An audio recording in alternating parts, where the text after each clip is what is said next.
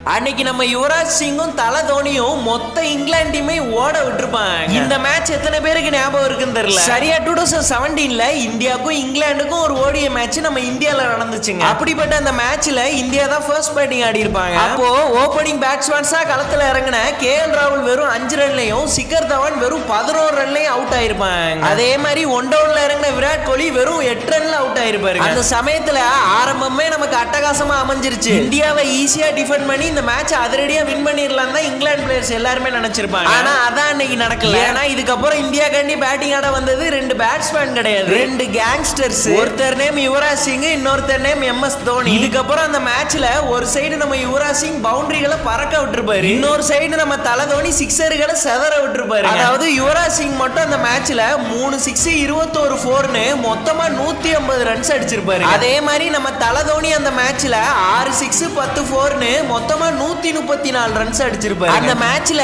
இந்தியாவோட மொத்த ஸ்கோரே 381 ரன்ஸ் இருக்கும். அதுல இவங்க 2 பேரும் சேர்ந்து அடிச்ச ஸ்கோர் மட்டுமே 284 ரன்ஸ்ங்க. அன்னைக்கு இந்தியா அந்த மேட்ச் ஜெயிச்சதுக்கு இவங்க 2 பேரும் பார்ட்னர்ஷிப் ஒரு மிகப்பெரிய காரணமா இருந்திருக்குங்க.